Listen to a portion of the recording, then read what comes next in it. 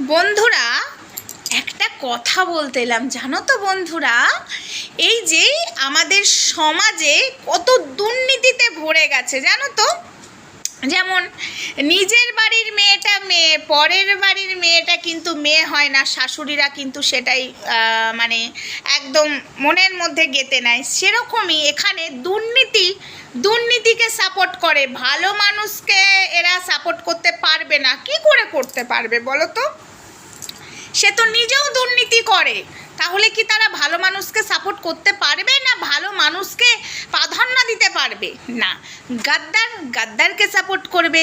তারা কি আর ভালো জিনিসটা দেখে তাদের কি আর মনে উল্লাস হবে? তারা চাইবে ওটার ক্ষতি করতে। সেরকম দেশদ্রোহীর মতো কাজ করবে। তাকে যদি ভালো বলা হয়, সে কি ভালো শুনবে বন্ধুরা? একদম শুনবে না। তারা এরকমই। কিন্তু একটা জিনিস এখানে বোঝার আছে, যখন যারা নিজেরা বিপদে পড়ে, যেমন দুর্নীতিকে সাপোর্ট করছে ঠিকই, কিন্তু সে যখন বিপদে পড়ে তখন কাউকে পাওয়া যায় না। যখন গাদ্দার বিপদে পড়ে আরেকটা গাদ্দারকে সাপোর্ট করে, তাকেও পাওয়া যায় না। যখন আর ওই যে দেশদ্রোহীকে সাপোর্ট করে, যখন দেশদ্রোহী বিপদে পড়ে তাকেও পাওয়া যায় না। সব পালাই বাবা, পালাই। বুঝেছো বন্ধুরা? তখন পালাই হয়ে যায়।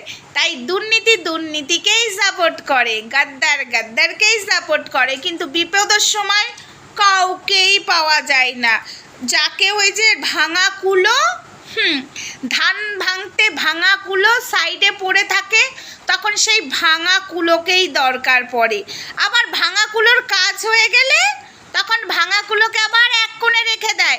তখন আবার দুর্নীতিকে সাপোর্ট করে, গাদ্দারকে সাপোর্ট করে, দেশদ্রোহীকে সাপোর্ট করে। এই কথাটা কাদের বলো তো সঠিক মনে হলো? আমি ন্যায্য কথা বলেছি কি না তোমরা অবশ্যই কমেন্টে জানাবে।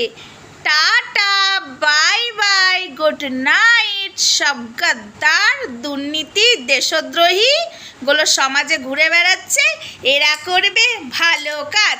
তোদের হাত দিয়ে ভগবান ভালো কাজ করাবেও না।